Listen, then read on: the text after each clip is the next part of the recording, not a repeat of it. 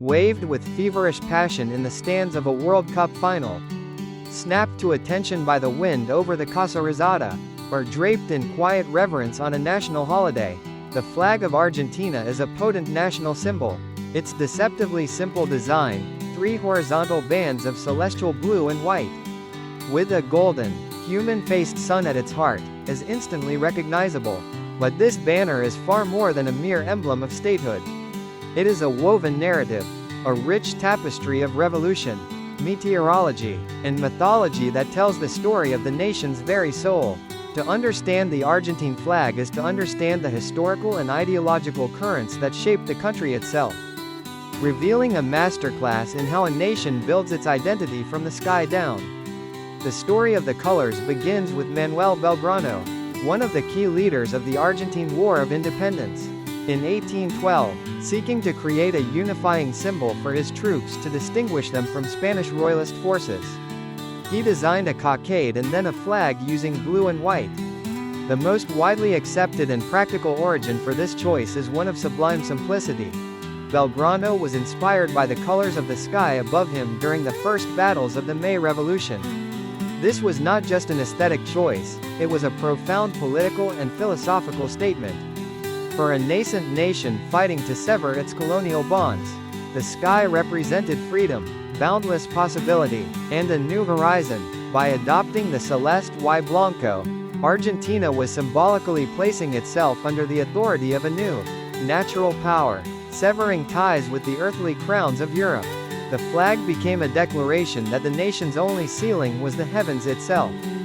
While the celestial inspiration remains the most powerful narrative, a more pragmatic historical theory suggests the colors were a canny political maneuver.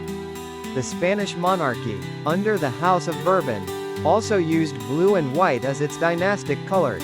Some historians argue that the revolutionaries initially adopted them not as a sign of outright rebellion, but to mask their true intentions, claiming loyalty to the deposed Spanish King Ferdinand VII against Napoleon Bonaparte, who had invaded Spain. In this interpretation, the colors were a temporary shield. Yet, even if this was the initial impetus, the meaning was rapidly and irrevocably repurposed.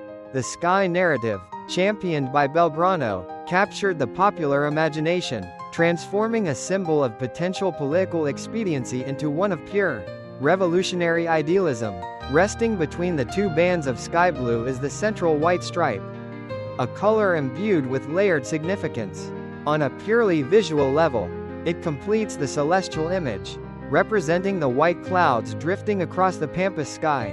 This literal interpretation grounds the flag in the physical landscape of the homeland, making it a banner not just of an idea, but of a place. Metaphorically, however, the white stripe speaks to the core ideals of the revolution.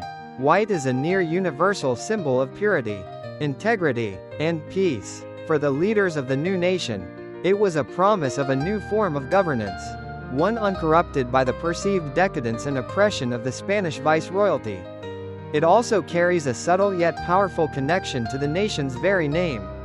Argentina is derived from the Latin argentum, meaning silver, a name born from the early European explorers' belief that the region was rich in the precious metal, and a reference to the vast estuary known as the Rio de la Plata, or River of Silver.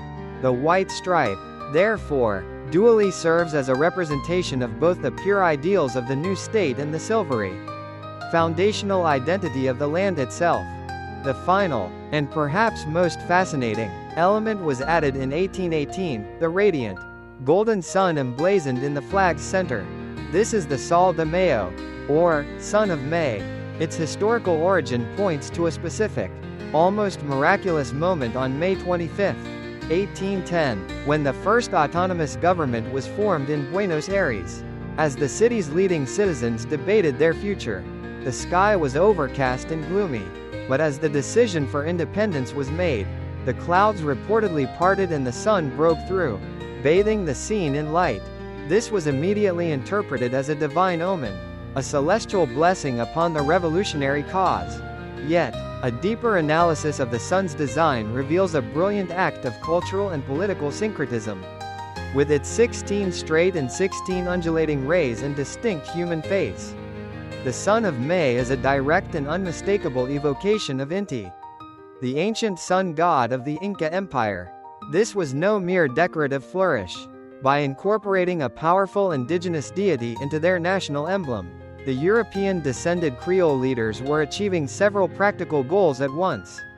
First, they were forging a uniquely American identity, deliberately turning away from the purely European heraldry of the Old World. Second, it was a strategic move to create a symbol that could resonate with and unify the diverse populations of the former viceroyalty, including the indigenous and mestizo peoples whose support was crucial. Finally, by linking their new republic to a pre-Columbian, foundational source of power, they were legitimizing their rule, grounding it not in a grant from a European king, but in the soil and history of the American continent itself. Ultimately, the Argentine flag is a cohesive and deeply meaningful work of national symbolism. The blue and white are the colors of a revolutionary sky, a visual pact with freedom and the natural world. The golden sun is both a historical omen and a syncretic bridge to a deep, pre-colonial past. It tells a story of a nation born from an idealistic vision, blessed by the heavens, and rooted in the American land. It is a banner of blue, white, and gold that flies not just for a country, but for the powerful, interwoven ideas that created it.